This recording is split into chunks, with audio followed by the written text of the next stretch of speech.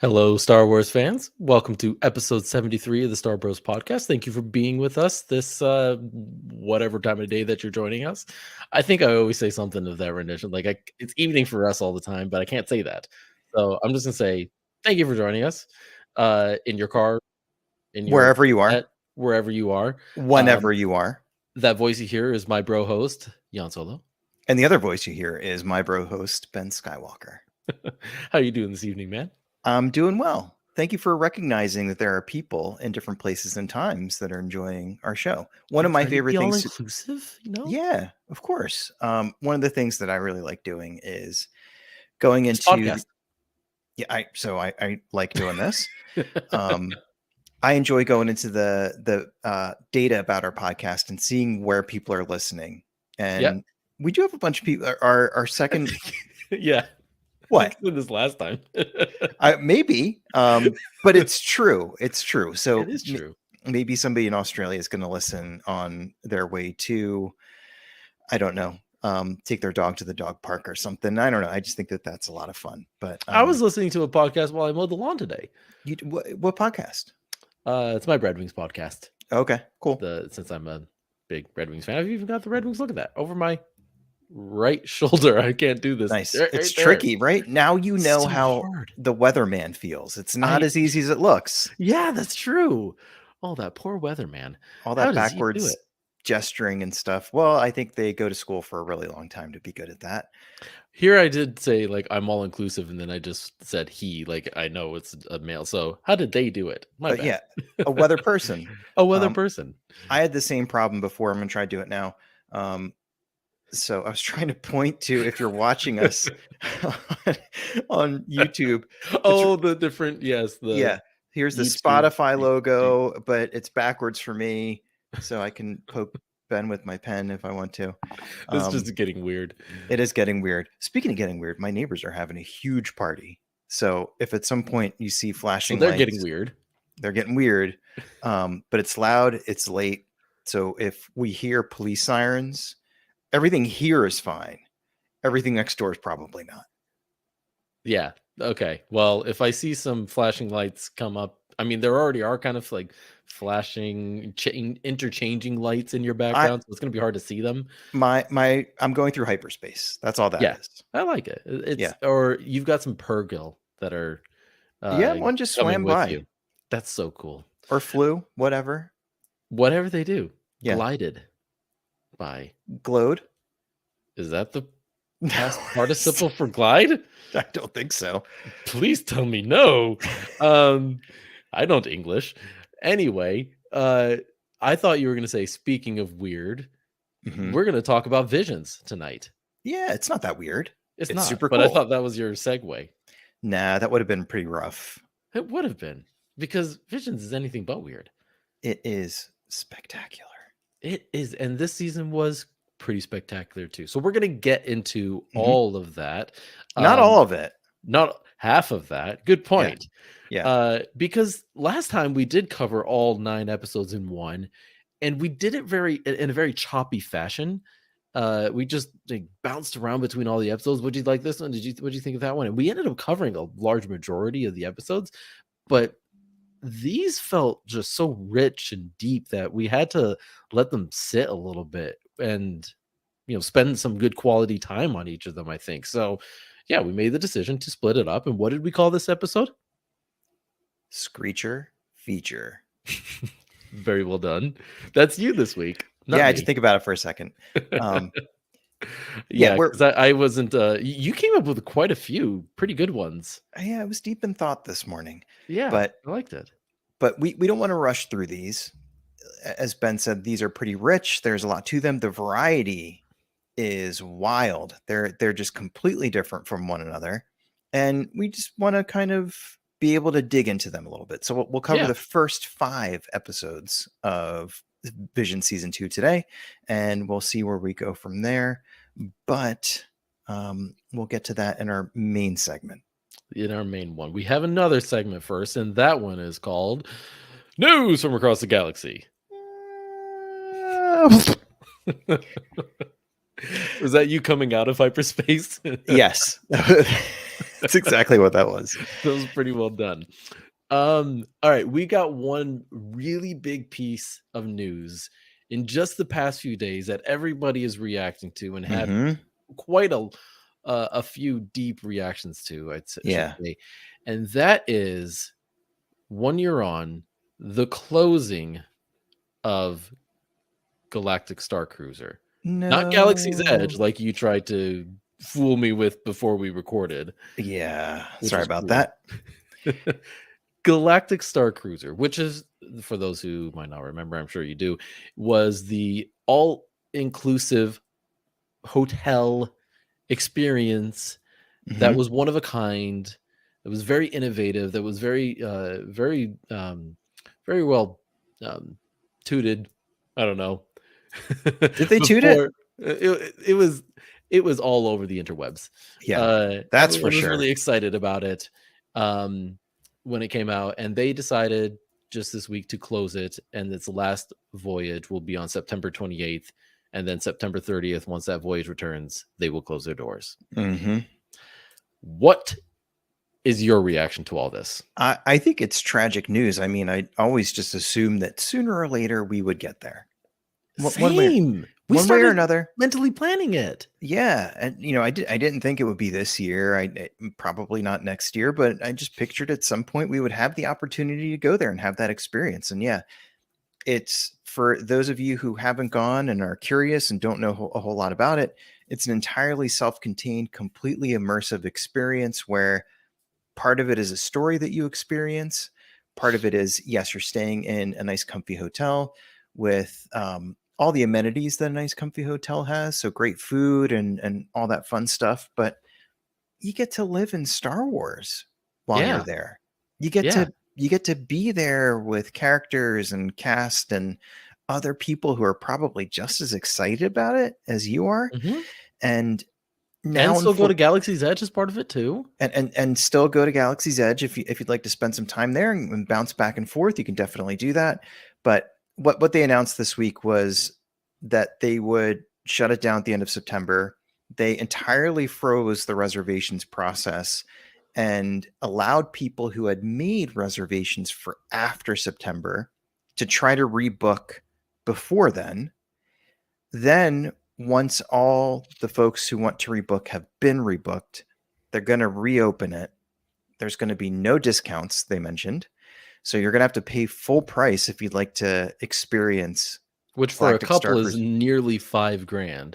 It's about $5,000 for 2 nights, and that does not include everything else you would spend to get there if you want to go to Galaxy's Edge and buy that lightsaber and all that stuff. So definitely not a cheap experience, but people who are diehards and who have gone rave about it. They do. And one of the things that I was reading was people with the means, people who can afford to go more than once, have. Mhm. People have they've got a lot of repeat customers. They have people who stay for longer than 2 days and spend way more than $5,000, and must be great, but it all comes to an end, unfortunately, at the end of September. And actually, I saw a post on LinkedIn where it was a bunch of the people who The designed it, creators. Mhm. creators, designers, and they were nothing but proud of the work that they did. And Oh, and they I shouldn't be anything but proud. Yeah, agreed. 100% agree. So everything I've heard about it looks, it sounds like it's terrific. The people who have actually done it can't wait to go back and do it again. And it's a bummer because I just always pictured us going there at some point, Same. and now it looks like it's not going to happen. But I'm going to try to see what we can find online. I'd love to see a little bit more about what the experience is. I'm just going to sort of punish myself and like when you're in high school and you break up with a girl and I you never just did that. no. Okay. I'll try to think of I another was always analogy. broken up with. Yeah. I'll It try to just think of a got really painful. Okay, so when you were in high school, and all right, let's do therapy real quick. When you were in high school and you got broken up with, did you ever like put on a really sad song and like look at the yearbook? And Yeah, I did. yeah, that's what I'm going to do with Galactic Starcruiser. What was her name? What did she do to you? Oh, I don't know. I forgot them all. That's how painful. I No, I'm forgot just kidding. them all. Oh, you killed me with that one. Like, when you break up the girl, like, no, I don't actually. Oh, it sounds like I'm just so lonely over here. I had girlfriends. I just didn't break up with them. Welcome to the Love Line episode of the Star Bros podcast, where we this is talk about all of amazing. Ben's relationship problems from the early 2000s. I did eventually in college break up with one, I think. And You that did? was Okay. I think that was it. Were you gentlemanly about it? I'm sure you were. Pretty sure I was. I Okay. don't remember. I think Good. I think I was, but she Well, I have a probably surprise doesn't for remember you. it the same. I have a surprise for you because I'm going to bring somebody into the chat here who you may remember, who you broke up with in college. Just be quiet. I know that's not true. Can you imagine? Oh, that would be embarrassing. Really embarrassing. Yeah, I wouldn't do that to you. Yeah, thank we're you. going to talk more about this later, though, right? After we stop recording. Subscribe to our Patreon to hear more about Ben's past relationships. Oh, that's amazing. No, so getting back to the Galactic Starcruiser, all I wanted to say. Yeah, on speaking of sadness, we'll move on. But I do know what you're talking about. I think when you think about Disney's move to do this, first of all, you could now that you look back and see.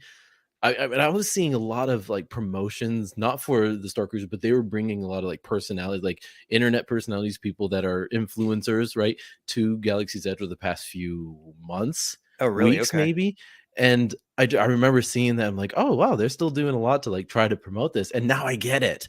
They weren't really getting the audience. It sounded like they had a really good first few months.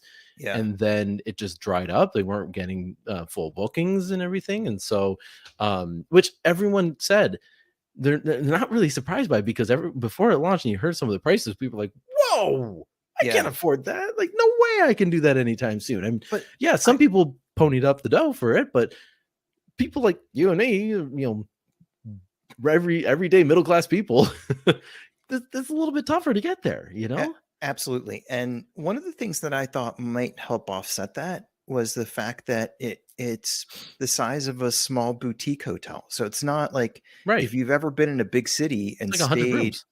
It's 100 rooms. If you've ever been in a big city and stayed in a big hotel or a big hotel by an airport, it's at least twice that.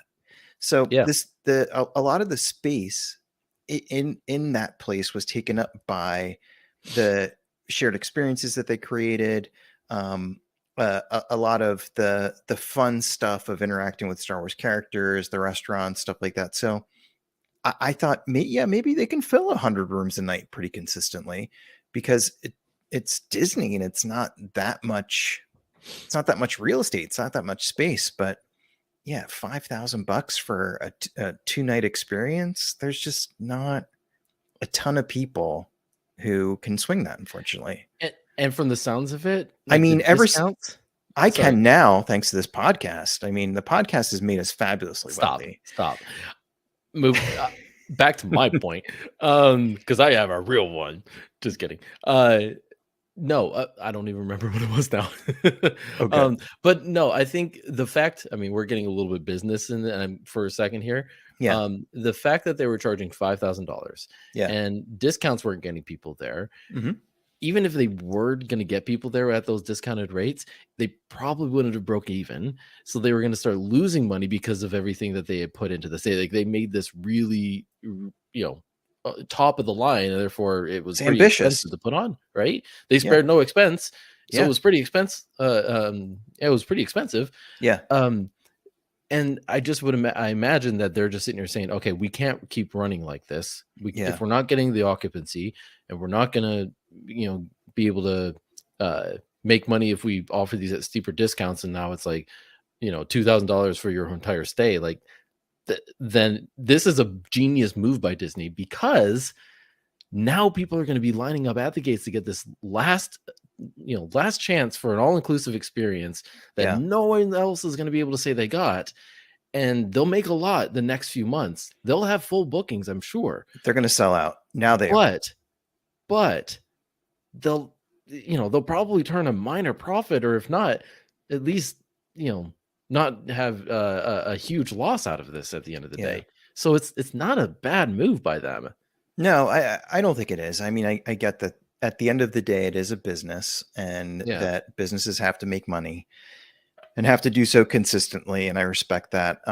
Still bummed out that we won't get a chance to go. But if you, dear listeners, have gone or are planning to go, we would love to hear about it. And yeah, we shall Moving on to the see. next one. Yeah. Moving on to the next cool thing. And I'm just glad that a lot of the other Star Wars stuff isn't going anywhere. Like Galaxy's Edge isn't going anywhere. That's totally there to stay. Hey, speaking of that, I got another piece of news. Yeah, what's up? Also the not good news variety. Oh, great. But it's not bad for Star Wars. Oh, good.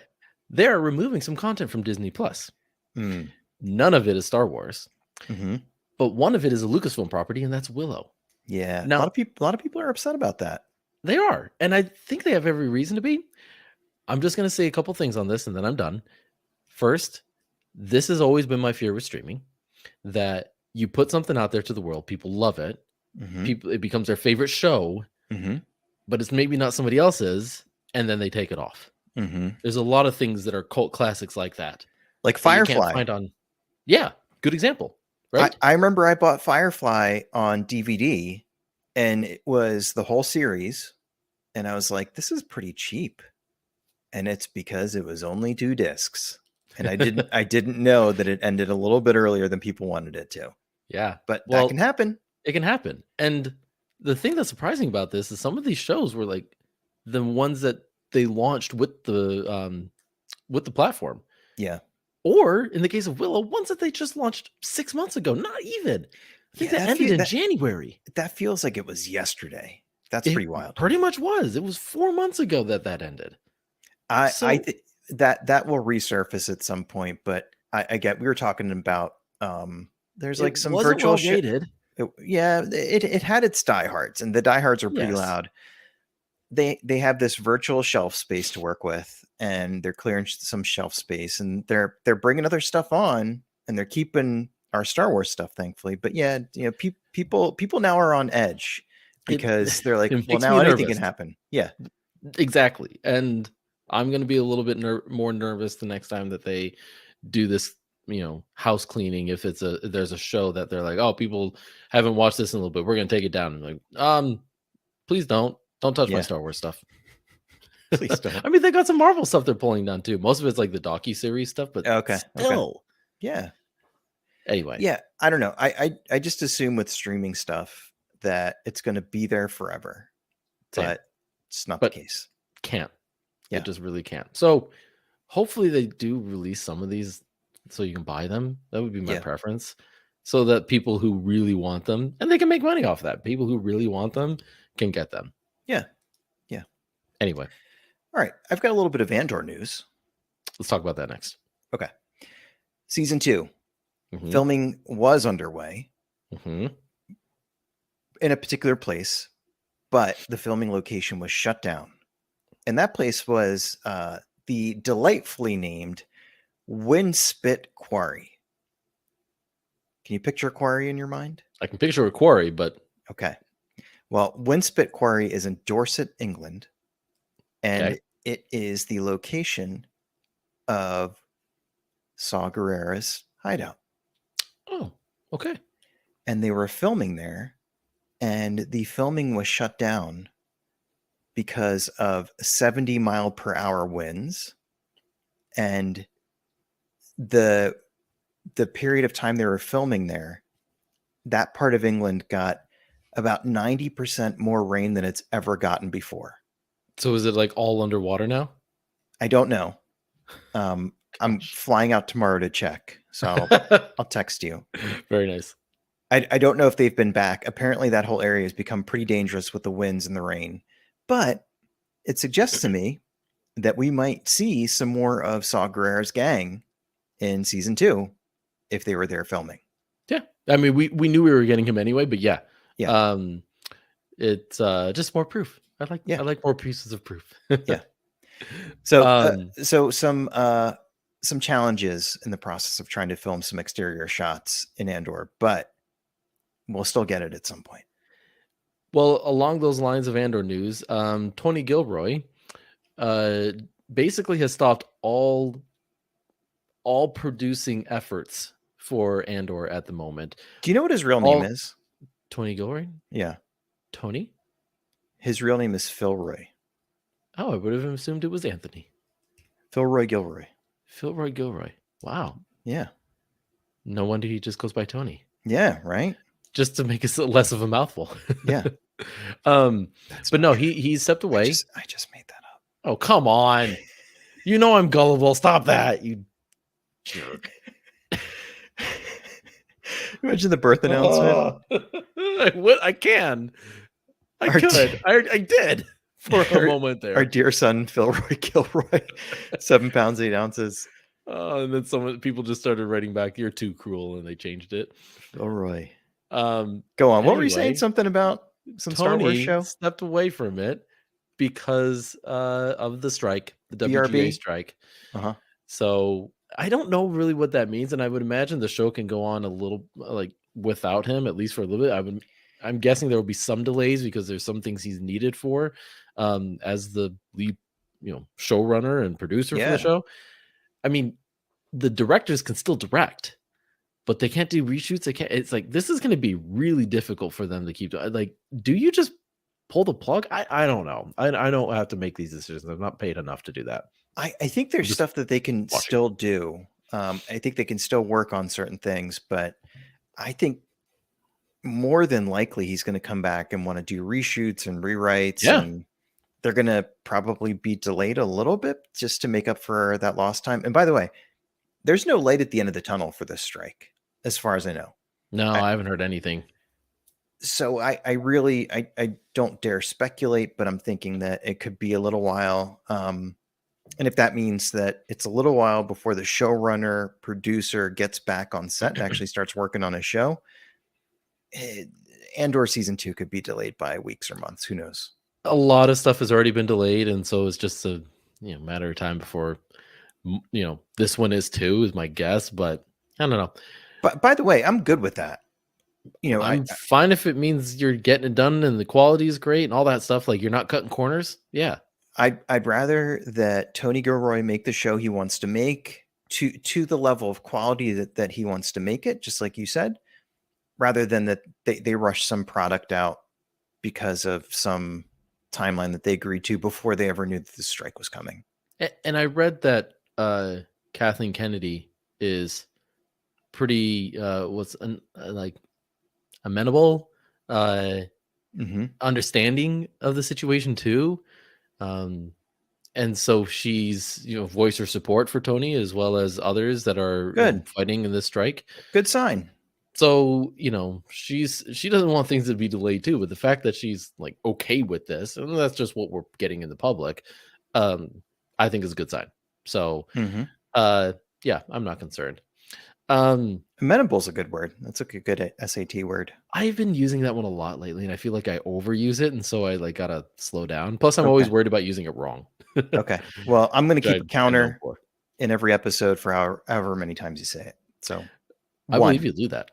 I had somebody in college, speaking of college, at one point we talked about that. I had somebody in college who tracked every time that I came in to class. And then at the end of the semester, ran some analysis on it and found that if it was raining, I was more likely to be late, and I was later to class on Wednesdays. Why? I don't know. What'd you do Tuesday night? Well, it was Monday, Wednesday, Friday class. Okay. Did you do something? Did you have a club or something that met on Tuesday nights that kept you up late? Nope. I was just late. Anyway. All right. I'm going to noodle on that. Yeah, it's a weird thing. Yeah. I have one more piece of news and then we can move on. What does that guy do now, by the way? I don't know. I got to check up with him. Okay. I'd be curious. I was actually just thinking about him the other day too. So he's a good guy. Seems like an interesting cat. He was a good guy though. Anyway, last one. Okay. Mandalorian season 3, Disney Gallery, which is like the docu-series that they put out. June 28th. Mark your calendar. Oh man. I'm so excited for that. That's going to be really good. See, we end on a high note. Yeah, I love those things. They do such a good job with it, and this was such a fun season. I can't wait to see all the cool stuff that went into it. So I bring it know. on. I feel like we're gonna learn a thing or two. So we'll probably won't do an episode on that, but we'll I don't know, maybe we'll do like a look back on Mandalorian season. Maybe I don't know. I don't know. We just it's go up, make this up on the fly. we make it up. It's fun to talk about, so we might do that. We'll do Yeah. whatever we want. That's exactly. I do what I want, man. Yeah. Okay. Speaking about doing what we want, Mm-hmm. do we want to move on? Yes. Okay. To our next segment, which is called More to the Story. Dun, dun, dun, dun. Yes. You were curious, questioning it, so I was Yeah. questioning my Yeah. sound effect. All right, we've got five terrific episodes of Vision Season 2 to talk about. As always, these will be ridden with spoilers. So if you haven't Mhm. watched and you'd like to not have the experience spoiled for you, then maybe hit pause here and come back when you've had a chance to get through them. We're only going to do the first 5, and we're going to try to spend some time really digging into them. They're all wildly different. They've all got different studios behind them, different writers from different parts of the world, and they're different types of stories. And the first one comes to us from Madrid, Spain, and my bro host is frozen on the screen. He is unfrozen. Welcome back. Great to have you. Can you hear me? I'm sorry about that. Apparently, my computer does not know where I'm recording and decided to just time out. Yeah, no problem. No problem. Welcome back. So, do you want to dig into the first episode here? Let's do that. Okay. And we'll go episode by episode. But before we do, Okay. I just have to say, One of Ben's tangents. Let's go. well, no, this is like the overarching comment that we were talking about beforehand. So, Okay. I was doing a little digging and looking at IMDb and seeing like what do people think about some of these episodes, and I've picked already what I think are my favorites. And it's really interesting because some of my thoughts about this season seem to match a bit with the IMDb ratings. If Okay. you compare them to last season, Uh-huh. there were some tremendous episodes. Remember, we got the Duel, which was the one with Ronan, and Yeah. that was a fantastic one. We got the Ninth Jedi, Mhm. which was that it was kind of the middle one, the 5th episode, and some pretty great stories about making lightsabers and Yes. nine Jedi, as the name suggests. Oh, that's so good. Lop and Ocho was one of that, and that was one of my favorites. Mhm. So there were some The Elder, people love that one. Yeah, There's some freaky. really good ones. Yeah. But I think we all would admit that there are some, that was fine, good shot. And didn't, get rated very highly. So the highest rated one last season was 8.4, and then the lowest rated one was 5.2. So quite a bit of dispersion. Sorry to use a technical term, but it's a little bit of a Which one got difference between the two. 5.2? Tatooine Rhapsody, the band one. Really? That was just fun. That was fun. That was cool. I liked it. Okay. And it was like the closest to canon you could get. Yeah, well, people are entitled to their awful, silly opinions. Exactly. I'm just kidding. You're allowed to like and dislike whatever you want. It's fine. But the thing that I noticed was that you didn't have as many highly rated ones. I mean, now there's only like, a few hundred and maybe 1,000, 1,500 that rate rate these on IMDb, like episode by episode at least. But there weren't any 8.4s or anything, no 8s at all. The highest I think was 7.7, 7.9. But the lowest rated one was 6.4. So the takeaway I have from this that matches with my own analysis of this this season was that it was all pretty good. Like, I didn't hate any episode. Okay, I good. liked them all, and I think looking at some of these, that's how the rest of the world feels too. I mean, that feels like a win. Yeah, That people are consistently fond of this season, and it's interesting to see how different things are from the first time around. I think it also shows how much they learned from the first time around. They learned Oh. what people liked. They Hmm. learned the stories that resonated. Because a few things that I thought of, with these episodes was they had a lot of. There were a few that had like a lot of Easter eggs, including one we'll talk about tonight. Oh, okay. But they weren't over reliant on them. Whereas I felt like last Last season. season, it was like non sequitur out of nowhere. They would say a line. Uh, you know, like what are some good examples? You know what I'm talking about here. Oh, like, how many times would they say, "I have a bad feeling about this"? Yes, that so I was tip of my tongue. Right? So every episode it works their way in, and it doesn't always make perfect sense, but um, and then yeah, and a lot of Easter eggy stuff, but it was more kind of like, here, look at the Easter egg. Yes. Yeah. It almost like they relied on that so much to Yeah, drive the yeah, interest. They didn't have to do that this time around. They could just tell no, good stories. no, and in fact, so we were talking about how to prep for the episode today. We were both doing a rewatch, and I feel like I noticed a bunch more stuff the second time around because the Always. first time, well, yeah, always true. But I feel like the first Yeah. time around, I was just kind of just enjoying the story and sitting back and letting myself be entertained. And I think this time around, I was spotting stuff and asking myself questions that helped me get even more out of the episodes because it just wasn't in your face, which I really like. Yeah. I do too. And I think because they didn't feel the need to prove themselves, they could just focus on what they Hmm. wanted, the story they wanted to tell. They didn't have to connect Yeah. it to anything. But one question I will ask you as we're going through these Hmm. is, do you feel like there's a connection to something or an influence within canon that they pulled from to create this episode? So Okay. we'll get into that, but Okay. I'm off my soapbox. We can get into Sith. All right, let's talk about Sith, which is the first episode. This one comes to us from El Giri Studios, which is based in Madrid, España. Have you ever been? Nope. Me neither. We'll put on the list. Interestingly enough, last season we had a bunch of Japanese studios. I think almost all of which were pretty well known. Yeah. You and I have discussed how we're not into anime. Nothing against it, just not educated in it and don't keep up with it. But our friends who are, were really excited to see some of the writers, some of the studios. A lot of that went over my head. Hmm. I was trying to look up a lot of these studios as we were prepping for the episode, and there's not a lot about this particular one. Huh. They have an Instagram page, and it's only got 3 or 4 pictures on it, and they're all about this episode. So I think it might be a newer studio, Okay. and it's clearly some seasoned storytellers because it is a really cool, interesting story. But they don't have a huge backlog of hits to point to and say like, "Hey, Sith brought to you by the people who made this, this, and this." Yeah.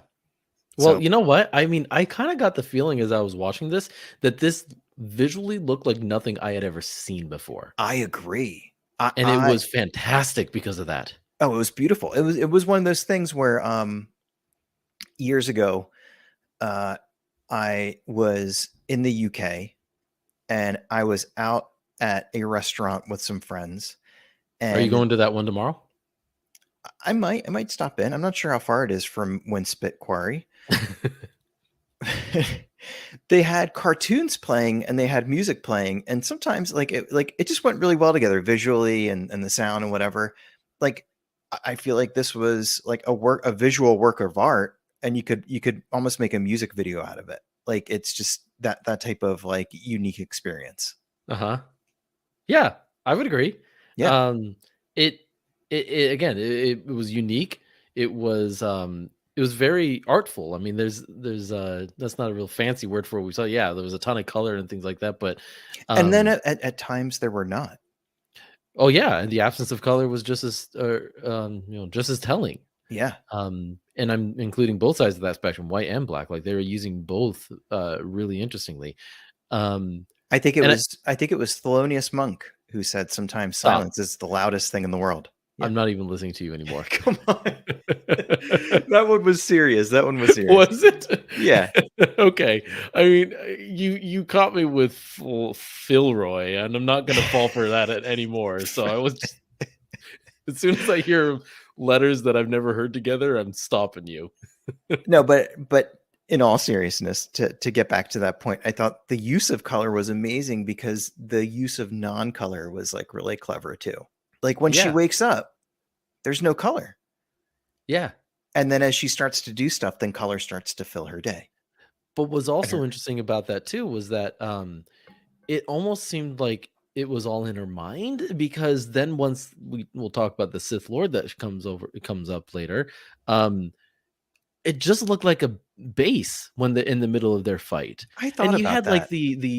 the animation that was going around them and Yeah. stuff. So you like to kind of visualize the clash, like you had the white and the dark like coming together. Yeah. Um and but like when all that went away, it just looked like any old base that she was in. You didn't see any of that as she was walking through before, though. No, and at the very beginning, I was wondering, can the droids see this? Can other people see this if they are around? And Right. there's that bit when she sort of squares off with the Sith guy, and she shows it to him, and kind of brings him into her perspective. Remember, and he's like, "That this is what you wanted. This is what you wanted to run away for, and do this," and kind of laughs at it. Um, so I think we're kind of, it's third person. We're seeing her walk around, but we're also seeing the things that she sees and experiences, Yeah. like her experience of creating art Yeah. and what the color sort of looks like to her and the emotions it brings up in her. It's just a unique perspective to not be looking through her eyes, be kind of like looking at her experience. Yeah, and her experience seems like, so her name is Lola, which should sound familiar because we just got done watching Obi-Wan and there was a Yep. droid named Lola. So that Yep. that's just curious, but um don't know if that was on purpose, but her name is Lola. Hmm. Um when we first see her, her droid E2 comes and finds her, who's like a roly-poly kind of droid. He was really cool. It's really Uh cool. and she's like you said, there's a lot of absence of color. It's just white. And then when the droid approaches Lola, wherever she's sleeping, she looks like she's having a nightmare, and behind her is like this black splattered paint. So it's a lot of symbolism, I think, throughout all this with the color, where she's trying to create color, she's trying to add it back to her life, it seems. But there's this darkness that comes from her. She It's talks kind of about that. haunting her. It's haunting her. Yeah, it's a great word for it. Um, but another thing I loved about this was the fact that we've got a lot of depictions of the Force, and we get a lot of that from like I think of Avar Chris and the music, or the Yeah. waves. The whole Hmm. Charles Soule did that in the Light of the Love Jedi that. book. And this was another take on that. This was like the demonstration of the Force through color, which I thought was beautiful. I thought that was just a really cool idea. Yeah, and it goes to show that there's always new ways to kind of describe what these different artists and fans and stuff are picturing in their minds. When I was younger, we've talked on the show before about how I liked reading all these Star Wars books that are now considered part of the EU or extended universe. And in one of them, there's a series where Luke Skywalker is trying to build a Jedi Academy. And the Mhm. way that he goes about seeing if people are force sensitive is like described in not painstaking detail, but in a detail that I always kind of wondered, like when Luke and Vader sense each other, like what's that experience like for them, like physically in their minds?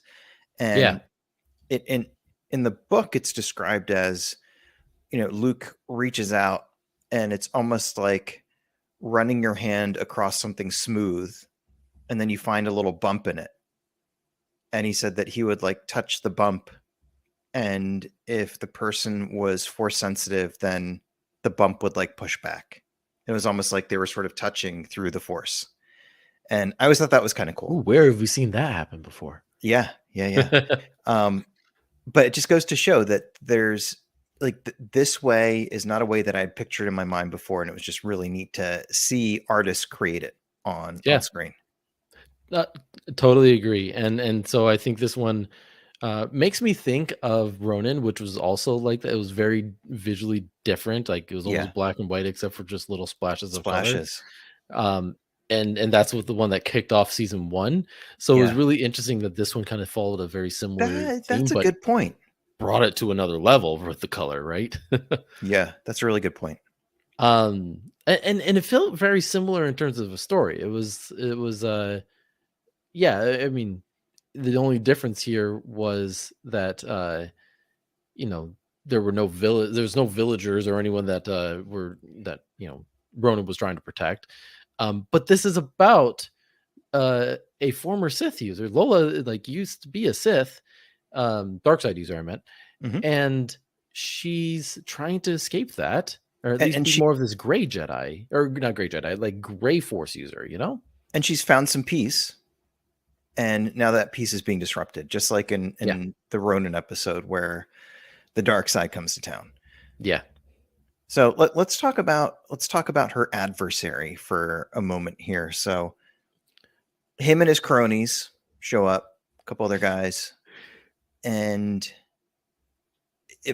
apparently they've been hunting for her for a bit. They haven't given up. And I was thinking about this. So they have that standoff, and she declares to him that she is no longer a Sith, and there's Mhm. sort of a callback to Ahsoka saying, "I'm no Jedi, Yep. Lola's no Sith." Oh, you beat me to my question. Yeah. So maybe that was intentional. Yep. But I was wondering by the end of the episode, but all throughout, why? Why is he hunting her? Well, I mean, we got a lot of Sith depiction in this whole series, Hmm. this whole season, I mean. And I think a lot of them are hunting their apprentice. They're testing their apprentice. They're trying to See, uh I think those are two different things, and I'm trying to figure out which one it is. And maybe he mm, doesn't know. Is it because she's an apostate and he wants to punish her for leaving? Or is he trying to finish her training? Is he trying to get her to come back? yeah, it's very curious, and maybe he's given up hope completely that she could, and that's why he's just there to destroy her. And but like he tempts her a lot and says like, Yeah. all you have to do is destroy me and you become the master of the Sith, right? And then And he so congratulates her. he congratulates when she succeeds finally at that, right? Yeah. But she's not going to fall for it too. Yeah. She keeps reminding him like, I'm not a Sith anymore. Yeah. So yeah, so it's a really interesting standoff. I mean, his motivation for being there, I think, is to either tie up this loose end or have her ascend to become the Sith, one or the other. Hmm.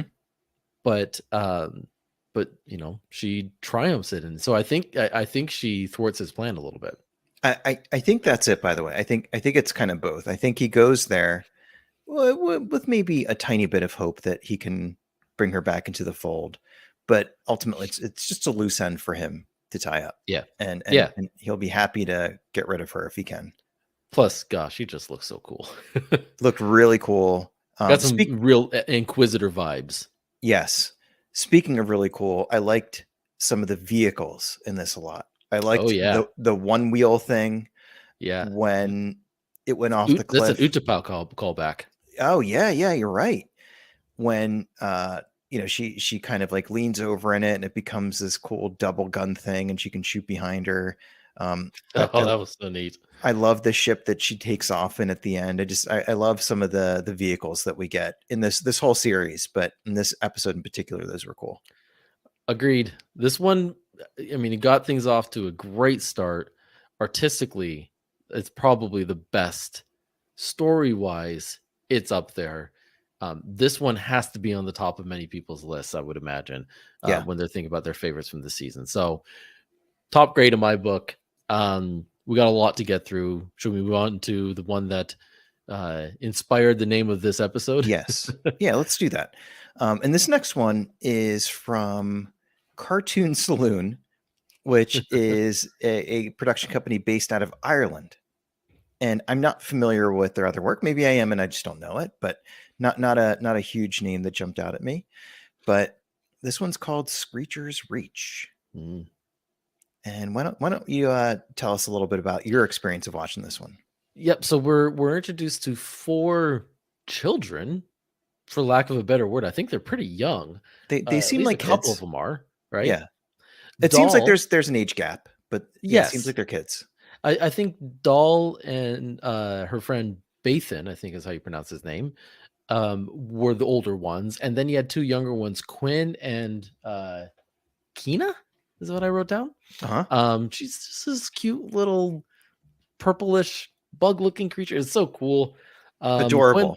Quinn's a bit of a mischief maker, and Yep. he's got a few screws loose. At one point, he's banging his head against a tree trunk, like Yeah. it just weird. Yeah. But Doll is the main focus of this episode, and she there's something crazy about her. There's something a little bit off, and you feel for her. She feels like she's just lost a bit, and really She struggling. she feels like sorry to interrupt. Keep going. To me, she feels like the kid in a small town who can't wait to get out of the small town. Yes, And great analogy. and I don't know what their situation is. Like, I don't know if it's like an orphanage or what. I wrote down like this is a working factory. If these are children, this is child labor and Yeah. most likely slavery too. So It's dark. it's not a good place. But she wants to get out of there in the worst way.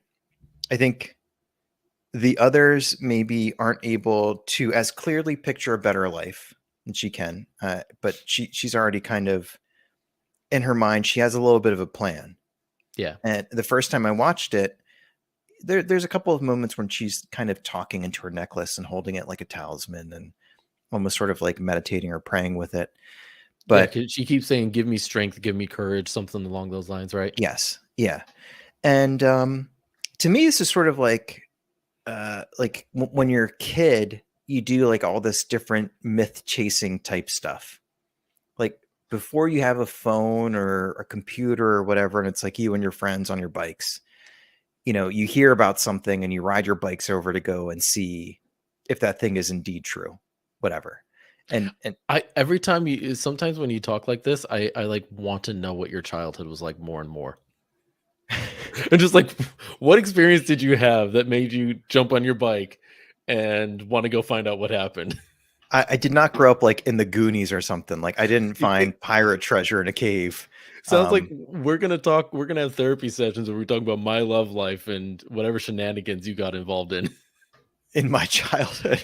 Yes. We're just going to start doing episodes where we're both lying down on separate couches with our therapist. Exactly. No, just with Um, each other. We'll be each other's therapists. yeah, okay. Yeah, that works. It'll save us a lot of money that way too. Just remember HIPAA. But Oh, nice. yeah, so myth Anyway, chasing. So, like a good example is the movie Stand By Me, the Stephen King story. Did you ever see that? I just thought of the song, so we were thinking about Okay. different things. Yeah, so the song features prominently in it. Uh-huh. But it's without spoiling anything. It's about a group of like 4 or 5 teenage boys in rural Maine who go on like a 3 or 4 day hike to go find something that they heard about.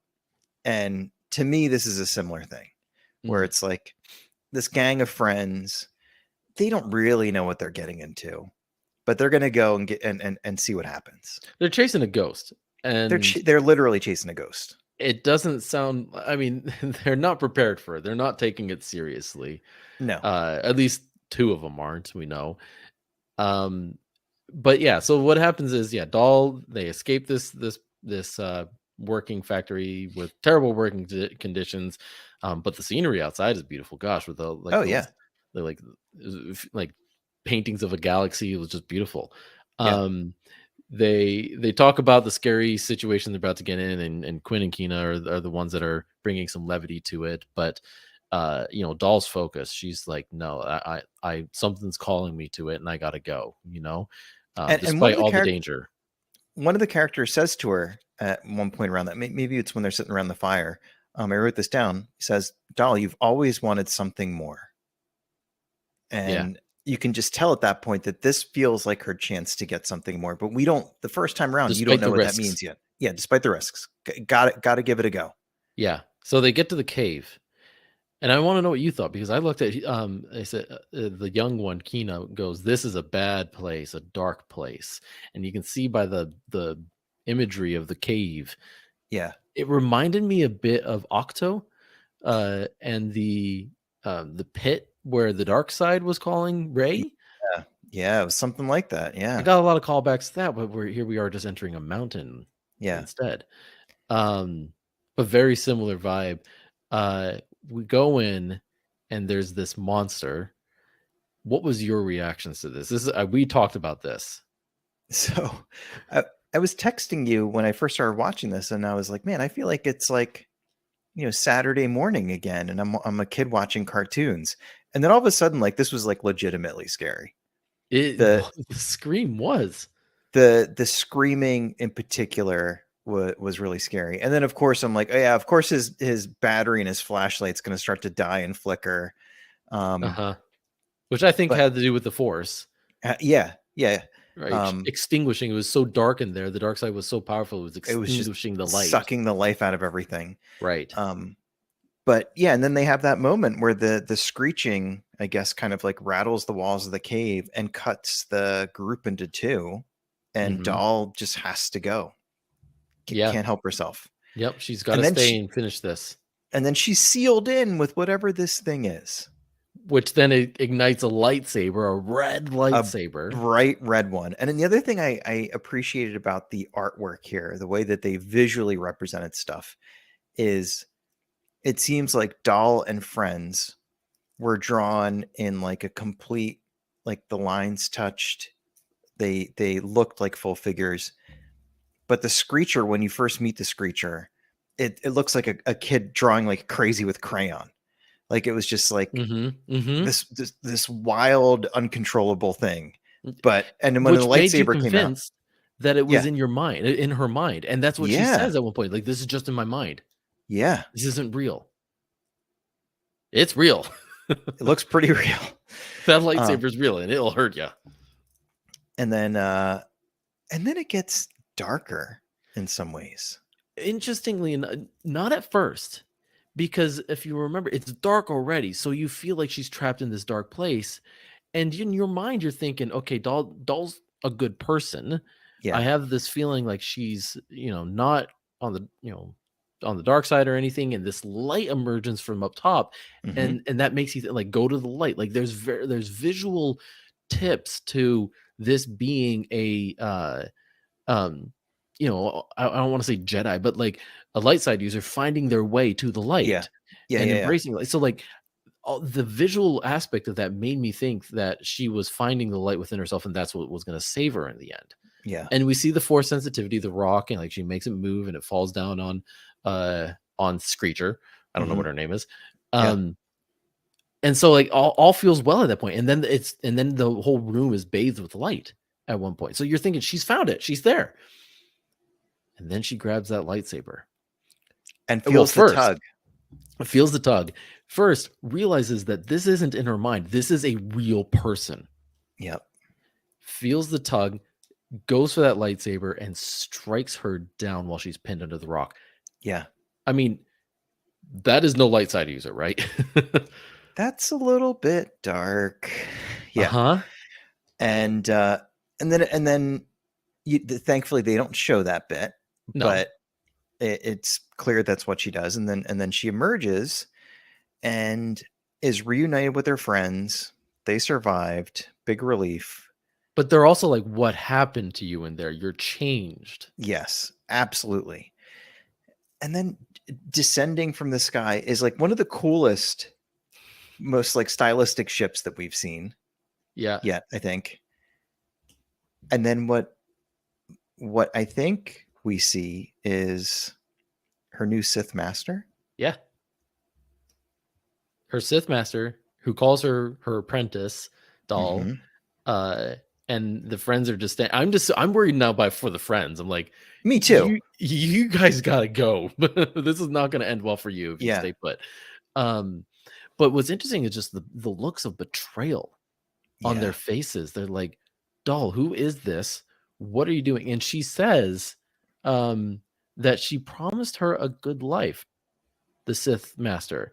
Um, and now that she's passed this dangerous test, she can go have that life. She was lured in by the promise of something good, of The something opposite of this terrible situation she's been living in, this terrible working environment. the one thing that she wanted was to get away from there, even though she loves her friends clearly. Yeah. And she's, in my opinion, paying too high a price to get off that planet. Yeah. I mean, she's like, don't look back. Like, she know this is painful for her, that she knows it's painful for them, and she's willing to go through it anyway. And she looks back. She does. So I asked you parallels. Where's the parallel here? And looking back? No, for this whole episode, for Doll and this, I mean, Oh, it's Anakin and Palpatine. yeah, very much so. And Screecher, well, that's what I'll call her, is Dooku. Yeah. It's a very similar vibe that I'm getting here, of just like being Mhm. put to the test and being found worthy of the dark side. Eesh. Yeesh. Heavy. Yeah. Heavy. Anyway, what do you so how does this one feel for you? This was the one that from this group that I thought was almost like not kid friendly. No. Just because, I mean, I slept with the lights on after watching it. I can believe No, I didn't, but that.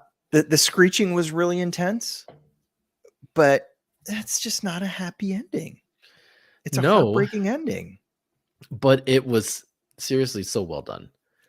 Exceptionally well done. This is a standout for sure. The fact that I was conflicted by the end. I thought that this was going one way and that we were going to see Doll like, find the force with her, like it was going to be a happy ending, and then it was Come back in exactly Jedi the robes. opposite. Yeah. Yeah. I mean, like I feel like there's a lot more to this story. I want to know what Doll is like 20 years on. Like, where is Oh she? yeah. Oh yeah. What is she doing? Is she basically wearing a mask and can barely breathe through it? Darth Yeah. Vader-esque. Yeah. Like I'm worried, and I wonder what these friends are doing. Like, are they going to go back to that working environment that they were in? Was that better? Or they like escaped and joining a village? Like, we did see some like villagers that they passed by, so maybe they're going to join a village in the Maybe. area. I'd like to think that they join that village and they live happily ever after. They And do. and that Doll ends up on some planet just painting and not hurting anybody. But I don't think that's how this story goes. No, it's a good one though. That one was pretty good. Brilliant. In the Stars is the next one.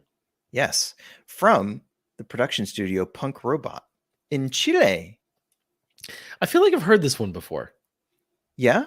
The Or story? am I? No, the Punk Robot. Have I not? Is it something that I should know? Maybe. I didn't dig into this one quite as much. Or But am it I does just thinking of J.J. Abrams' production might- studio, the robot one? Bad Robot. Bad Robot. Yeah. I might be Bad thinking of that. Robot. Yeah, exactly. This is Punk Robot. So it's K.K. Abrams' studio. KK Abrams. I love this one. I love In the Stars. What did you think of it? It was like, I liked it at first, and I still really liked it at the end. But no real buts to that, but like okay. it didn't like get better, it didn't get worse. I liked it. It was good. Okay. Okay. We follow Tachina and her older sister Koten. Koten. I was like looking at my notes. How do you say that name? This is a dark story too. It sure is. It's really dark. Because these two appear to be the sole survivors of their entire planet that the Empire is just completely ravaged. For resources. Yep. Just for resources. Yep. Like, not to like dictate and rule over. Not resources. to bring the people into the fold of Right. the Empire, just to sort of just run the well dry. And I kind of get like, so there's some force sensitive beings in the group, and so I feel like they're like the Mandalorians and the Jedi for the Empire. Like, get rid of them because they were a threat. And I think that's the approach that they took with them. That's Hmm. why they committed genocide. Yeah. So we went from dealing with some pretty heavy stuff to dealing with genocide. Yeah. But and not just that, but like it's kind of like an indigenous group is from the looks of things. Yeah. Like a lot of parallels to like I feel like Indian culture, with the paintings on the rock and the belief of the stars, like all of that just felt very just very unique and real, you know? Yeah. And again, this is a studio that's based in Chile in South America. And so there's probably some parallels between colonialism and the experience of native peoples there. Yeah. I think that definitely factors into the story, but there are some very Star Warsy themes.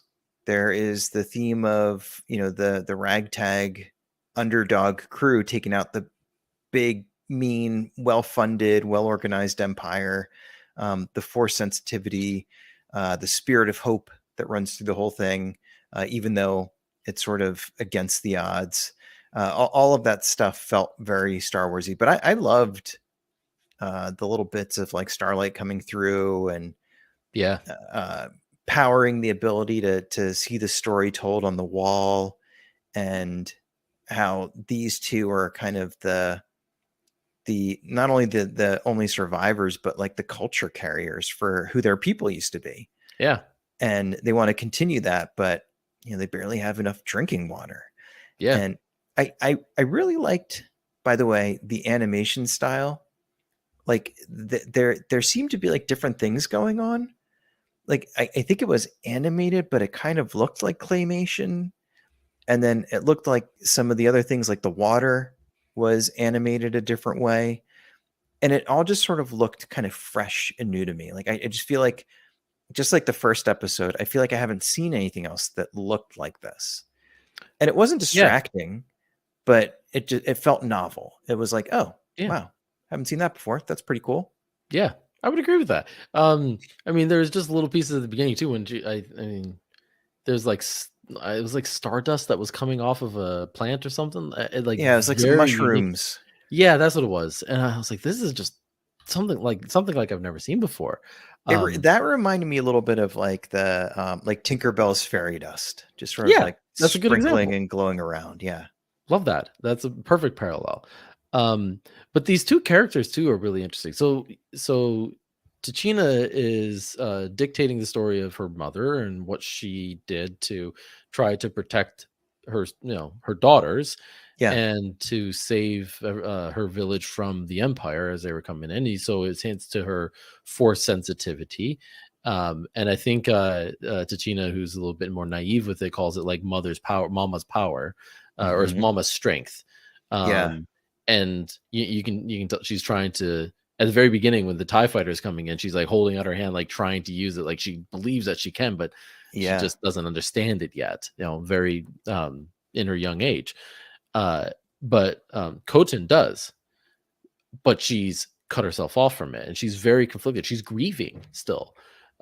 She doesn't believe her mom should have made that choice. She doesn't believe she's kind of cut herself off from that power, even though she's felt it before. And Tachina is none the wiser of that.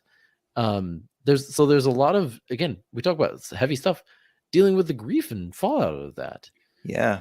That's Um, true. It is like in a big way a story about grief. And I think Koten's way of dealing with it is to survive today and just be practical, and yeah, let's not take crazy risks, and let's not put waste our water. let's not waste our water. Let's not put my little sister in a position that she's not ready for. Yeah, Um, our job is just to make it through the day. yeah. Whereas I think that little spark of hope into China has not been extinguished yet. And between the two of them, they end up making a mighty pair, but they are in two very different places when we first meet them. Yeah, and so let me talk about that for a second because what I wrote down was interesting. So, um, Tachina, I think embodies the intangibles of her mother. She's brave, she's Mm, relentless, she's hopeful. hmm. All things that are very well known among Star Wars fans. Hmm. And then you have her sister Kotin, who is the one with the force powers, right? But then she's doubting herself. She's doubting everything that's happened. She's not in the right place. She has fear and anger, Mm. and that she's grappling with. But you said it, like, eventually, I think she comes to terms with that. She has to save her sister, and in doing Yeah. so, which in her desperation, opens herself back up to the force, and together they become the best of her mom. But the difference being that there's two of them, and so Mm. two minds are always better than one. Two people are always stronger than one person, and because now they represent both the best of her mom, they're able uh find a way to actually face off against this ATST and win, unlike her mom Which who did it on her own. by the way, so that's a beautiful observation. I hadn't thought of that, but I feel like that's spot on. But the ATST to take out two like unarmored little people is like the most Empire thing ever. Like Right. there's nobody around but these two people. Let's have a show of force that is just like complete overkill. Yeah. But that there's always a lesson there with the Empire too, of just um their Over hubris. exuberance. Yeah, hubris. Their hubris of, look at our big mean mighty machines, and nobody can take these on. And then Yeah. next thing you know, Ewoks are tripping them with ropes and whatever. Yeah. So Yeah. it ends up being a great underdog story with some tropes that we love from Star Wars. And this one does have a happy ending. It Yes. does. A very happy ending. And using the stars. I loved that Yeah. visual. Yeah. Becoming one with the Absolutely. stars Yep. when you pass. Like that's like the idea of becoming one with the force. It's just you become one with the stars. Yeah. Which might be, their planet's interpretation of exactly the same thing. Yeah. Yeah, totally agree. I had troubles finding like parallels really to this. I like your Battle of Endor parallel personally. Like that's really cool. Like the underdog story of that. Yeah. Um I don't know if I have like a parallel in mind. Do you? Not specifically. I see themes. I just don't see like a direct parallel. I think though those are what we get in this episode. I think there are different themes that we've already touched on that feel very much like Star Wars story themes. And it's just a different setting to tell this story in. Yeah. But yeah, this wasn't an episode with like a bunch of like obvious Easter eggs or anything like that. Yeah. Agreed. But again, as we've been talking, like these are 3 episodes in a row now where they haven't relied on Easter eggs, Mm-hmm. and the story has been all the better for it. Like there have been, obviously like elements like ATST, like pulling them in, or you know, eh, the red lightsabers, right? Like there's those callbacks, but nothing that's like we're writing the story and finding every Easter egg we could Yeah. plug into it. And then we get to the next episode. I I am your am mother. your mother.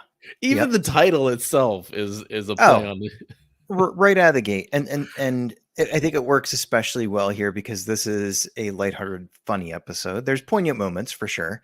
Walter and Gromit, Yes, exactly. So this one was produced by Aardman, which is the studio behind two modern classics, Wallace and Gromit and Chicken Run. Mhm. I forgot about And that one. you can totally see it. You can Uh-huh. totally see it in the way that they animate their faces and things like that. They're probably the best claymation studio going in the whole world right now. And fun fact, I tweeted about this.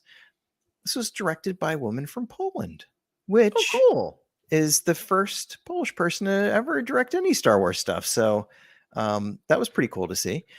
I guess I don't read your tweets. I'm sorry. No, it's Our okay. tweets. Our Yeah, tweets. our tweets. But we get right out of the gate, we get hit with like Wedge Antilles and a Jawa ripping Who is stuff. voiced uh who is actually voiced by oh gosh. Oh yeah, Dennis Lawson. I was like, what's his name? Who voices Wedge? Who plays Wedge, I mean. Man, Wedge is what did he have? A few minutes of screen time in the actual up on the big I screen mean, there? he's in all wait. Is he not in Empire? No, I think he is. Yeah, he is. He's in all 3 of the originals plus Rise of Skywalker. for a few minutes, right? Yeah, like how much screen time does he actually get? I don't remember. But it's But he's had a heck of a his character's had a heck of a story in all those years since those original movies. yeah. And this is just a continuation of that. But I thought it was funny that he plays kind of like um a big-headed, self-important kind of like local celebrity guy. But and who merchandises, which is like, Yes, who talks up that he's got his merch stand right yeah. over there. I mean, we talk about like all the lack of Easter eggs in some of these, and then this one just like throws every single one of them at you. That's where they all All the are. They're all in tropes. this episode. Yeah, they're in this one. So they're like, we ran out for all the other ones. You guys are just gonna have to tell something original. Yeah. But it But works. it It works. works. And I'm glad we got him in one, and especially works because of the claymation style, I think. I think it works because it's claymation, it's comedy, it's silly. It It's is. just fun. This one ended up being one of my favorites, just Really, all by it, just because of some of those things, but even then it's still like a heartwarming story too. totally. Um, So where do you let's talk yeah, about Annie and her mom. Annie and her mom Kalina and their droid dog Z2. Yeah, Z2. I've never seen that particular configuration of astromech parts. By the way, that's Who the plugs nerdiest thing in. I've ever said. What did you just say again? Wait. Something astromech parts? What? I said I've never seen that particular configuration of astromech parts. Great combination of words. You English better than me. Oh man, Better than I. that's wow. I'm making my wife mad, the English major. But So yeah, it's basically a dog-shaped astromech droid. It's basically it a is, dog-shaped R2. and has to be plugged in and has a wind-up cord. It's amazing. It's amazing. Technology these She's days. listening to like heavy metal music. Like, I want to Yep. dig deeper. Like, what is that? Is there any Easter eggs in that music? I would imagine there is. That I wouldn't be surprised. That's With a a good point. blowtorch. I didn't even think about that. Inside of all places. I Like, know. that seems like an outside activity. With a Mandalorian mask to protect her eyes. Yes. Oh, I almost There forgot were about that part. so many. The Jawa at the beginning. Yeah, there's so many. We could just talk about all the Easter eggs. There's a lot of stuff in the background too. Like there's Yes, at one of the merch stands, there's a bunch of porgs. there is. Yes, I noticed that. Um, And then the porta potties in the background is yeah, they have different one's for a stick figures on Jawa, them. one's for a Chewie, and then one's just like a unisex bathroom. Yeah. Yeah. There were times my favorite was the Wookiee child who pulled the arms off their plushie. Yes, as like an intimidation move. Yes, that one was my favorite. I love that. But ultimately, this feels like a very kind of like American high school type movie story, doesn't it? Yeah, and this feels very much like the Rhapsody one from season 2 in the sense that it's going to something that's a little bit like, let's, instead of following a band in a galaxy, let's follow a burgeoning or a budding pilot, right? Yeah. Somebody's going to the academy, Yeah. the flight Big training deal. academy. Yeah, like it's an aspect of Star Wars that we've gotten. Like the music, we've gotten that. We've got Max Rebo. Yeah. It's just, taking a different look at things. But it feels to me like it's almost like a high school type movie where there's like the popular girl and she's got gobs of money, and then there's Annie from the other side of the tracks who is gonna be a heck of a pilot. Like that just seems to be the case there, but maybe doesn't have all the same resources and maybe not the same confidence as like the rich kids do. Yeah. They probably sit at different lunch tables at school and all that stuff. And it sounds like this race is one of those things that just throws everybody together, regardless of where you're from or which lunch table you sit at. You're all competing in the same race. And so Yeah. it's a good chance to equalize. Yeah. But our friend Annie is so embarrassed of her mother. That's a lot of reason to be too. She almost doesn't participate. Yeah. Which is It's wild. sad. It Totally is sad. But I think what was even funnier too is another Easter egg. Like the reason that she's there even bringing it is that she forgot her lunch, and the lunch is the Ray's roll, the whole like insert water and it out pops a roll, but it's like a Yes. jelly sandwich Yeah. or something. Um, That was doesn't look pretty cool. appetizing. It was. But like that's why she's showing up there and embarrassing her even more. When the bras fall out of the sky, Yeah, I which wasn't expecting that. someone pointed out to me. I heard pointed out to me somewhere else. That was a poke at George Lucas. Right, because he said that there weren't any in space, didn't he? Exactly, and this is like, yes, there are apparently. There's one right now flying through the wind. Yep, a couple actually. Yeah. But anyway, back to the story. Yeah. It ends up being a really heartwarming story about a little girl who is growing up and teenager, right? Yeah. And who's coming to terms with her relationship with her mother. Yeah, and it's a tough, weird time. It was for us as humans, and even somebody with Leku and people Hmm. of different species probably experience similar things, I guess, in the Star Wars galaxy. But I appreciated that it was.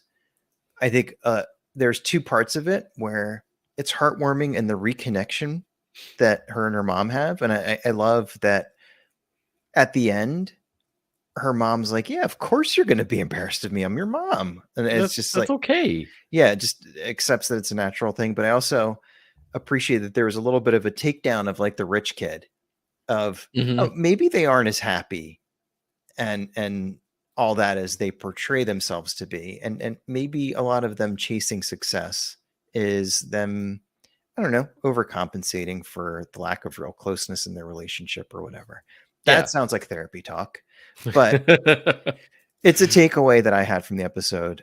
It wasn't one dimensional of like, I'm embarrassed to you, Mom. Like there was a few layers to it that were really good, I thought. Well, we saw the early clip from when Z2 falls on the floor and has a random memory pop out, and it's of her Yeah. learning to fly Just with her being mom super Annie. cute.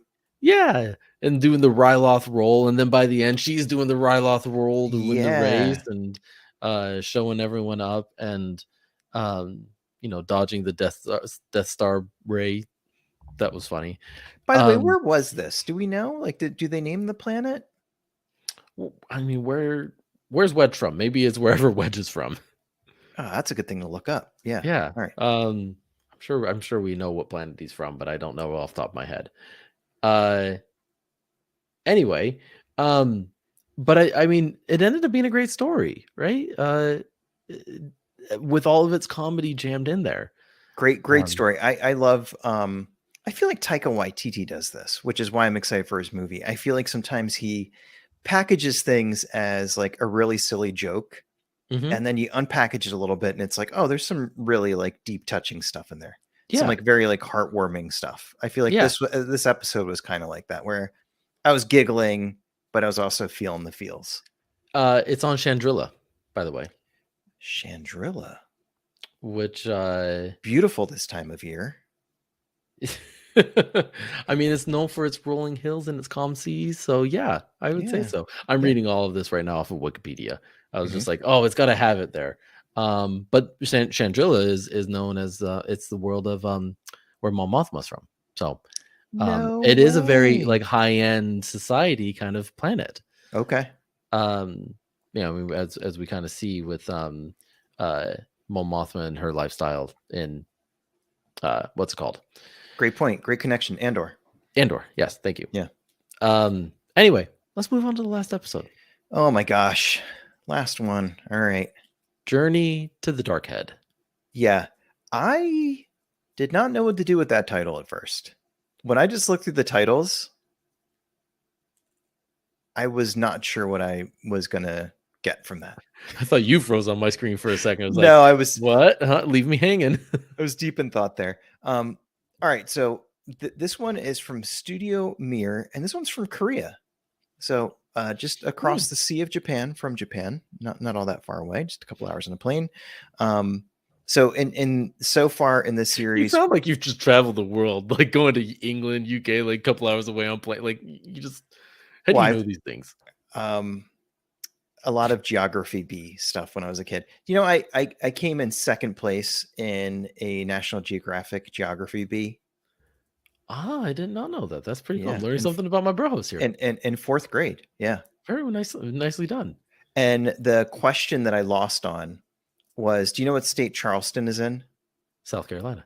Right, I said North Carolina. Yeah, Oh, yeah. elementary move. But I was in fourth grade.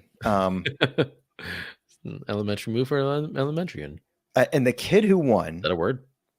yes, the kid who won, who was going to go to like nationals, didn't end up going because his family was going to go on vacation and they just skipped it. And I was like, you should have called me. I was right there.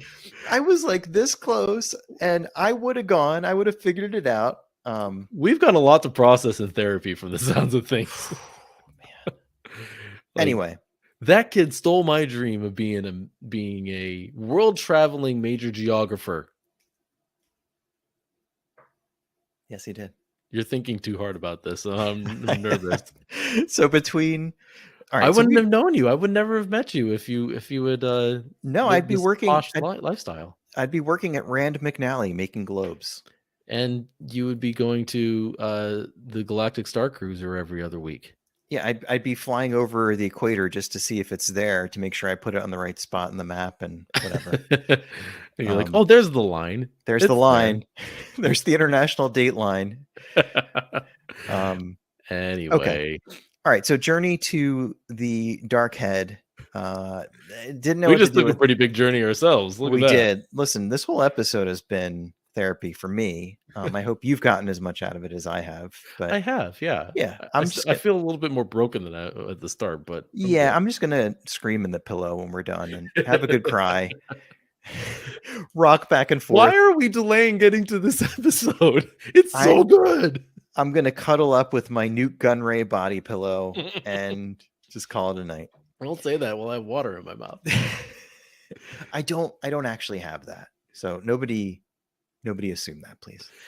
Journey to the Dark Head. Yeah. Done by what studio in Korea? Studio Mir, MIR. Mir. Okay. Now that we've established that. Yep. So this is the story of Ara. Ara? Yeah. Yep. Is the girl. And Toll is the young strapping Jedi lad. Mm-hmm. And one of the things I liked about these two is there is a bunch of Star Wars themes happening here. So it's sort of the smaller story of these guys. There's some type of war as the backdrop to this, but we don't get into that. Yeah. We just know that it's going on. I appreciated, and I saw somebody, I think multiple people have commented on this online. It wasn't like the stereotypical Jedi that you expect to get. Yeah. Like there's just some things about his presence and his attitude and maybe his maturity that aren't what you would expect from like a Qui-Gon or somebody who I think is like an archetype for Jedi. But we get like this weird little prophecy thing in the beginning with the stone that shows some figures and it's not really clear what it is. Well, just hold on for a second. That whole idea of like the rain falling on these stones and they reveal something about they reveal a vision about the future, the past, something, and just that idea. It's pretty cool, right? It's really cool. And not just that, but they go on to explain like this is not a Jedi temple apparently. Mm-hmm. Like they are just there to record the stories and that's it. And little Lara, it looks like she's pretty young here. Yeah, this is in her younger years. Is just conflicted by this. She's like, it's a little too passive for her. Yeah, there's this war going on, and the Sith are winning it. So she's how can we just sit here? What are we doing here, guys? And write with our stories. Right, we just write with our glowing pen on this tablet, and it looks really cool. Yeah, and yeah, no, we're not going to intervene. We're not going to try to, shape the course of our history. We're just going to let it happen to us, but we'll write it down. Yeah, and this feels very kind of millennial-like, where very, like kick against the pricks, like the way you were raised a bit, and don't accept it just because that's what you were taught. Like that's a very like millennial kind of generation theme. And I think that's healthy. I think that's good. I think I think that the things that people tell you to do will hold up to scrutiny if you scrutinize them, or they won't. And if they don't, then you should be doing something else. Yeah, and as this kind of shows, since we're That going that's this me. direction, That's me on my elder millennial soapbox. it is healthy to do, but some Yeah. people do take it a little bit too far, right? And they Yeah. renounce everything and like have to go the exact opposite, and just and it almost goes to an unhealthy like they Oh yeah. an unhealthy place. And we're now jumping ahead here, but that's I think what happens to She. ours. Like she not has gone an unhealthy way. She's still like attached to the Jedi now, but Yeah. then she learns later to appreciate her upbringing and appreciate what she was taught, and That's um, maturity. that she matures a bit, so she doesn't completely lose herself Yeah. in what she was taught. Yeah. But ultimately, we're going on a mission to blow up this head. Well, yes. We zoom forward in time. You're like jumping really far. We zoom forward in time, and now she's with the Jedi, and she's asked the council, like, I want to go on this daring mission. Mm-hmm. And, Mm-hmm. um, you know, uh, they decide that they're going to send a Jedi to help. And it seems like this Jedi council that she's in front of, um, at least one of the members, has this vision that this is going to be really good for one particular Jedi. Mm-hmm. Right, and it just it as we end up finding out later, like, it's fulfilling the vision that Ara saw on the On the stone stone. all Yeah. those years ago, however long, we don't know.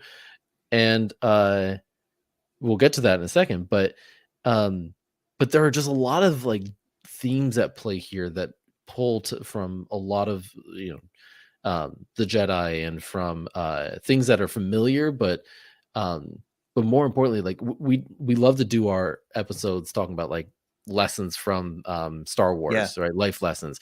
This one's chock full of them. Yeah. It's really meta, in some ways. Mm. Hmm. Anyway, I'll stop talking now. Fair enough. All good observations.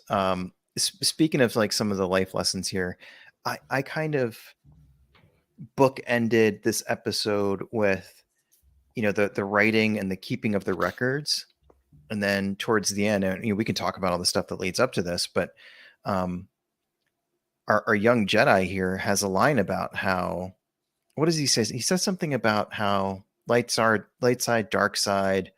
There's never really any conclusion to like the conflict. There's never really balance. It's just sort of how things are, like Uh-huh. in a very matter of fact way. I'm completely butchering it, but No, he, I'll find it, or at least the paraphrase of what is said, because it's really good, yeah, um, and metaphorical too. yeah, Um, so he says he reassures Ara, told us that light and dark will always coexist. yeah. If and nothing is set in stone, or if nothing is set in stone, there will always be hope. Um, and that they will always face uncertainty, but that the next wave, and I love the word wave, the next wave carries both Mm, hope and uncertainty. mm. um That's and basically what I said. it is basically what you said. Not really, but But that idea of, yeah, the next wave carrying both hope and uncertainty every time.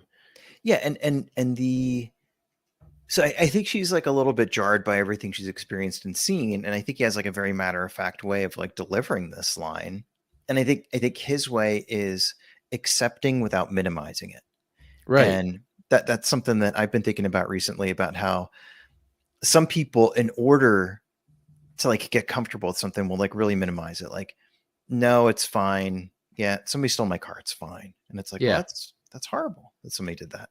Um, or there's this endless struggle between good and evil and the light and dark side of the force, and people will minimize that. And I feel like he's like, yeah, it is what it is, and I accept that. Hmm. And there's a peace in the acceptance of that. And I feel like going back to the beginning of the episode, there's like a peace in the acceptance of, yeah, we don't. What we do here is we write it down, and we keep a record of it. And it just, to me, it was like there are different ways to kind of find peace with the circumstances around you, even if it is a war, even if it is an endless power struggle. um and I feel like this particular Jedi perspective is, I think, just wise in accepting how heavy a thing it is without like kind of taking on the burden of it, if that makes sense. Like he seems Yeah. like he's like, yeah, this is the serious thing that we live with. But keep in mind too that he wasn't in that mental space up until a moment ago, Right. Right. right? Right. Right. This whole episode in Tall's journey is when we're introduced to him, he's having a vision of something that happened in the past where Something terrible. Yeah. he comes in touch with a Sith, and you see a lot of other bodies that are in this vision of his, but the most important one to him was his master, and watching her die right in front of his eyes. Mm-hmm. And he's been living with this, the fact that he was spared by the Sith for a reason he doesn't know. And I mean, it's very Sith like, oh, you seem to have a lot of dark side in you, I'm going to spare you and just see how that Yeah, I'm gonna like keep my eye on you. he You've plants got potential, kid. you've got potential, like embrace that fear and that anger, and Yeah.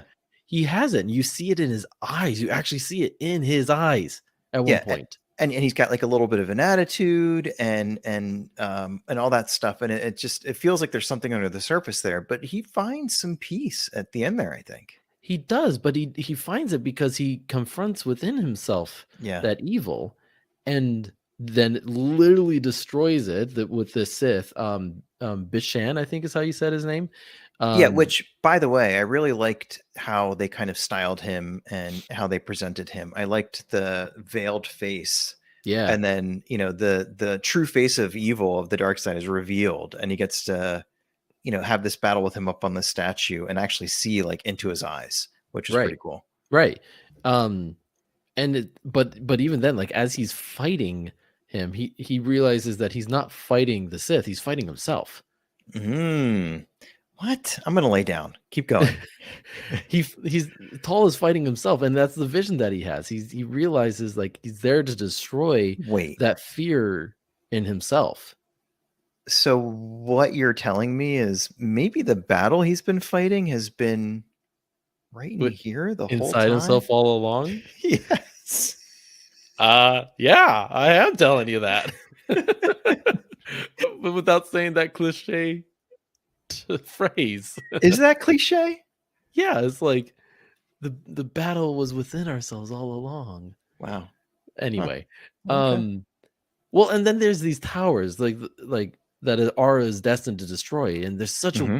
interesting thing happening here where like the forces, first of all, like the towers come alive with Yeah. Hall and Bishan like coming to it, like they come alive with the force, the blue and the red, and they're intermingling with the different heads. There's no dark and light side really. There's Yeah, so yeah, many yeah. metaphors you can go off with this. Yeah. I love the whole bit of like how they kind of slowly introduced those, by the way, when they're on that like speeder thing and they're kind of going up, spiraling around the mountain, and then all of a sudden you realize they're flying off a giant hand, Yeah. and you're just like, wow, how big is this thing? Like they could have just sort of shown it to you and been like, look, it's huge. Yeah. But I feel like they did a really good like slow reveal on all that. Yeah. You know what else is really interesting too of all this? I kept thinking, where is everybody? By the way, this planet is called Dolgarok or Dolgaroth or something like that. Um Interesting name. But what I found interesting was like apparently nobody is left in this temple.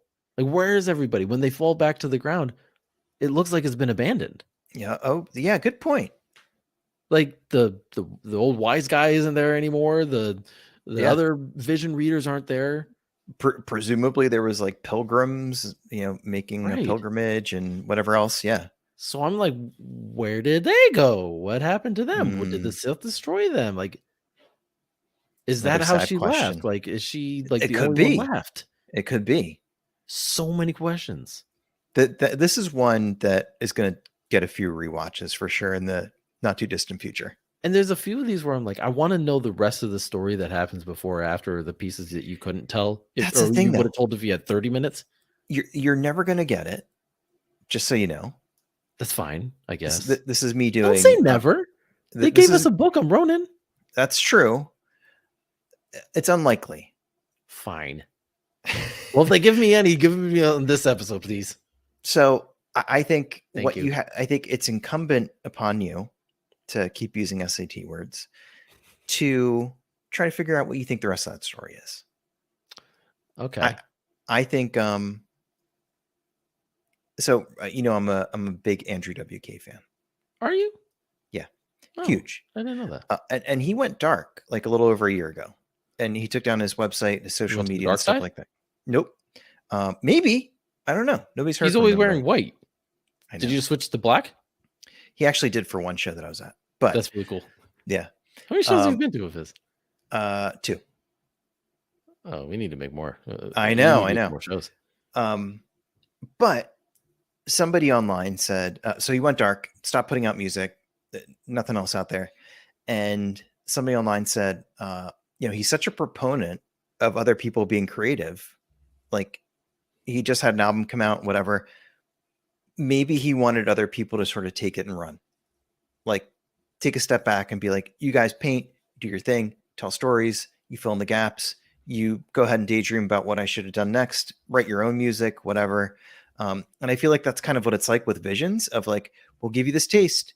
You're going to have a lot of questions. Like, let your imagination run wild. Just enjoy that part of it. And that's fine. I'm totally fine with that. And it is running wild. And I'm filling in the dots and the gaps all by myself. But I am not as good a storyteller in my own mind as some of Neither these am are I. on the screen. So neither am I.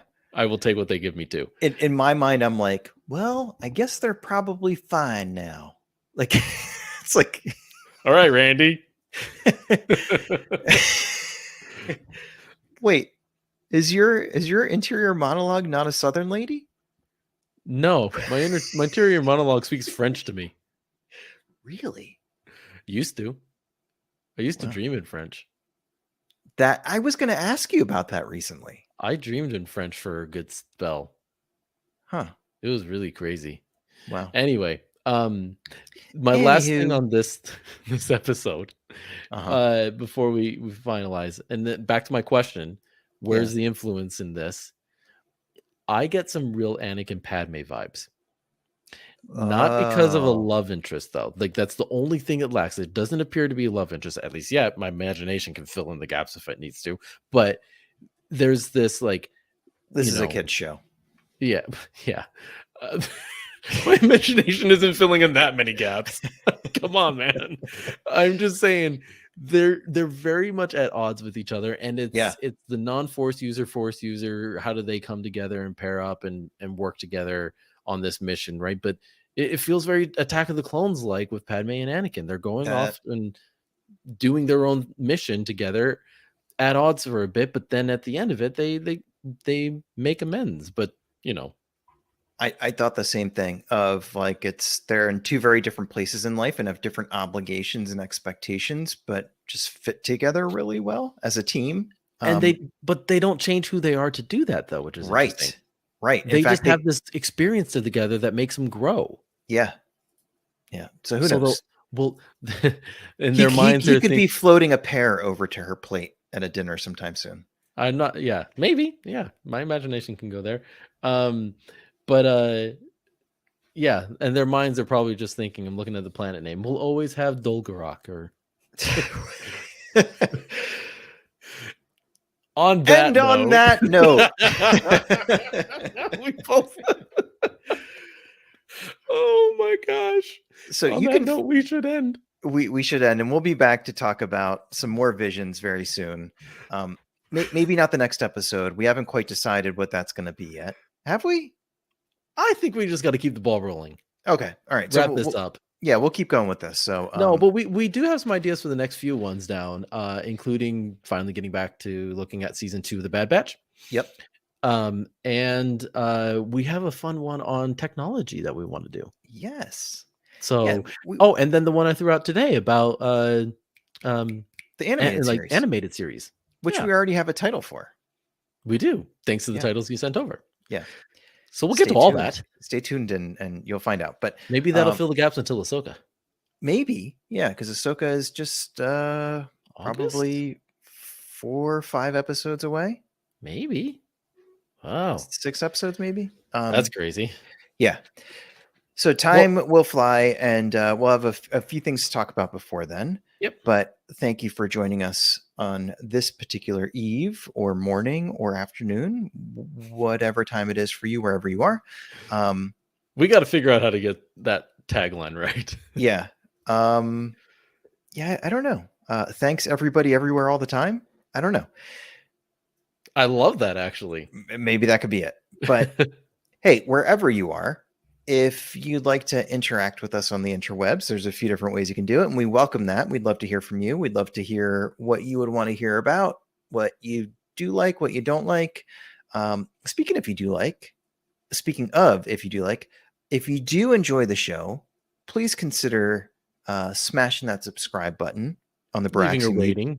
YouTube channel where we post our bi-weekly episodes, plus some of the comic book spoiler-free previews that we do. Follow us on the Twitter at Starbros Podcast. You can send us an email and we will respond to you. And you can send us an email.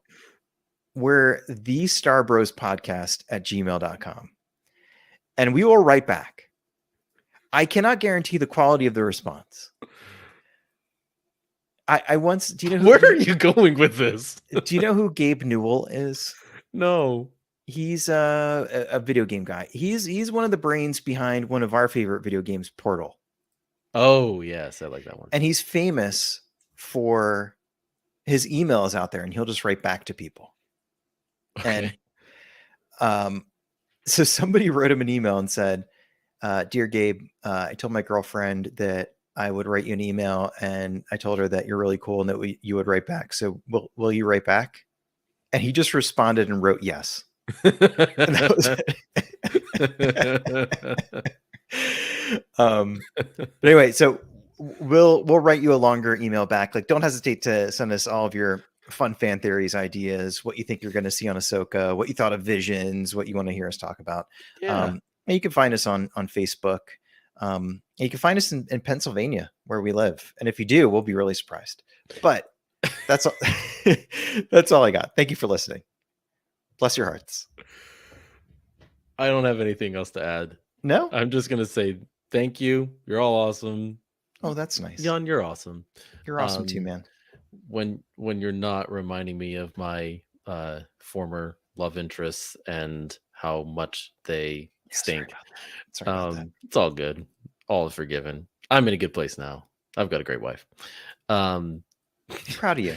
You want to know something funny? And then I'm going to literally end on this note. Okay. Sometimes I'd say like great wife and stuff, and I was like great wife. That sounds like great wife, great wife shark, and so like, it just came out. Great wife shark. We like say that sometimes it's just to be dumb. Oh my. Anyway, gosh. on that note, it's a wrap.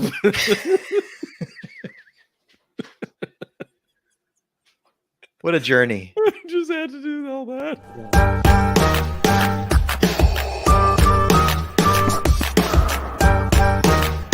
Impressive. Most impressive. That's it.